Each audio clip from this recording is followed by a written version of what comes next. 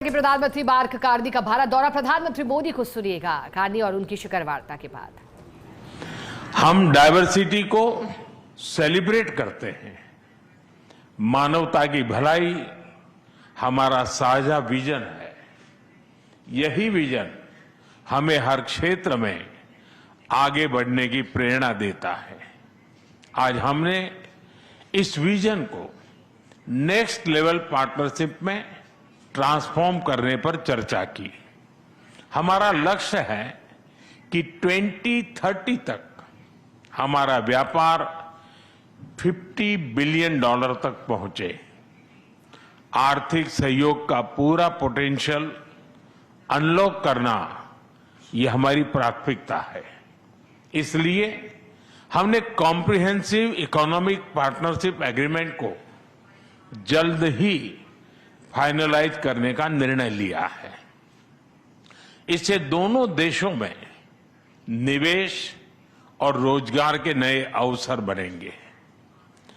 Canada के pension funds ने भारत में $100 बिलियन का निवेश किया है। यह भारत की ग्रोथ स्टोरी में उनके गहरे विश्वास का प्रतीक है। आज हमें दोनों देशों के बिजनेस लीडर से भी मिलेंगे। उनके सुझाव हमारी आर्थिक साझेदारी का रोडमैप तय करेंगे। फ्रेंड्स, टेक्नोलॉजी और इनोवेशन में हम नेचुरल पार्टनर हैं। With Canada and India innovation partnership we will turn ideas into global solutions. पिछले महीने भारत में हुई एआई इम्पैक्ट समिट की सफलता में कनाडा के बहुमूल्य योगदान के लिए मैं प्रधानमंत्री कार्नी का आभार व्यक्त करता हूं। हम एआई के साथ साथ क्वांटम, सुपर कंप्यूटिंग और सेमीकंडक्टर्स में सहयोग बढ़ाएंगे।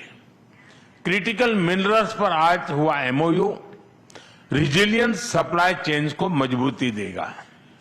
स्पेस सेक्टर में हम दोनों देशों के स्टार्टअप्स और इंडस्ट्रीज को जोड़ेंगे। फ्रेंड्स, प्रधानमंत्री कार्नी के लिए एनवायरमेंट कोई अलग एजेंडा नहीं, बल्कि इकोनॉमिक स्टेबिलिटी का हिस्सा रहा है। ऊर्जा के क्षेत्र में हम नेक्स्ट जनरेशन पार्टनरशिप बना रहे हैं, जिसमें हाइड्रोकार्बन के साथ साथ रिन्यूएबल एनर्जी, ग्रीन हाइड्रोजन और एनर्जी स्टोरेज पर विशेष बल दिया जाएगा। हमें खुशी है कि कनाडा ने इंटरनेशनल सोलर अलायंस और ग्लोबल बायोफ्यूल अलायंस से जुड़ने का निर्णय लिया है। हमारे साझा प्रयासों को आगे बढ़ाने के लिए हम इस वर्ष India Canada renewable energy and storage summit आयोजित करेंगे। सिविल न्यूक्लियर एनर्जी में हमने लॉन्ग टर्म यूरेनियम सप्लाई की लैंडमार्क डील की है। हम स्मॉल मॉड्यूलर रिएक्टर्स और एडवांस रिएक्टर्स पर भी मिलकर काम करेंगे। कृषि में वैल्यू एडिशन, एग्री टेक्नोलॉजी और खाद्य सुरक्षा हमारी साझा प्राथमिकताएं हैं। इस दिशा में भारत में India Canada pulse protein centre of excellence स्थापित किया जाएगा। फ्रेंड्स, रक्षा और सुरक्षा के क्षेत्र में बढ़ता सहयोग हमारे गहरे आपसी विश्वास और संबंधों की मैच्योरिटी का प्रतीक है। हम defence industries, maritime domain awareness और मिलिट्री एक्सचेंजेज बढ़ाने पर काम करेंगे। इसी उद्देश्य से आज हमने इंडिया कनाडा डिफेंस डायलॉग की स्थापना करने का निर्णय लिया है। Friends, people to people ties हमारे संबंधों की असली ताकत है।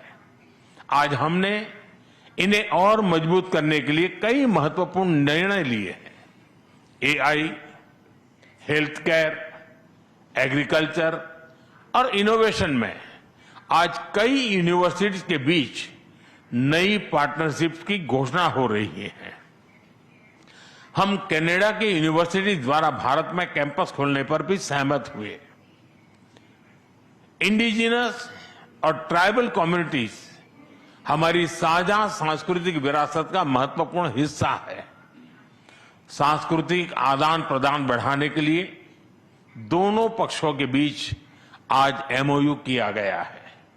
फ्रेंड, भारत के लिए कनाडा इंडो पैसिफिक में महत्वपूर्ण साझेदार है। इंडियन ओशन रिम एसोसिएशन में डायलॉग पार्टनर बनने में उनकी रुचि का हम स्वागत करते हैं।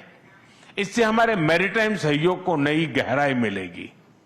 हम सहमत हैं कि टेररिज्म, एक्सट्रीमिज्म और रेडिकलाइजेशन दोनों देशों के लिए ही नहीं, पूरी मानवता के लिए साझा और गंभीर चुनौतियां हैं। इनके विरुद्ध हमारा करीबी सहयोग वैश्विक शांति और स्थिरता के लिए अत्यंत महत्वपूर्ण है। विश्व में चल रहे अनेक तनावों को लेकर भारत की सोच स्पष्ट ही है। हमने सदैव शांति और स्थिरता बनाए रखने का आह्वान किया है, और जब दो लोकतंत्र साथ खड़े होते हैं तो शांति की आवाज और भी सशक्त हो जाती है। पश्चिम एशिया की वर्तमान स्थिति हमारे लिए गहरी चिंता का विषय है। भारत डायलॉग और डिप्लोमेसी के माध्यम से सभी विवादों का समाधान का समर्थन करता है। इस क्षेत्र में मौजूद सभी भारतीय नागरिकों की सुरक्षा के लिए हम सभी देशों के साथ मिलकर काम करते रहेंगे। एक्सेलेंसी, आपकी यात्रा से हमारे सहयोग के हर क्षेत्र को एक नई ताकत मिली है।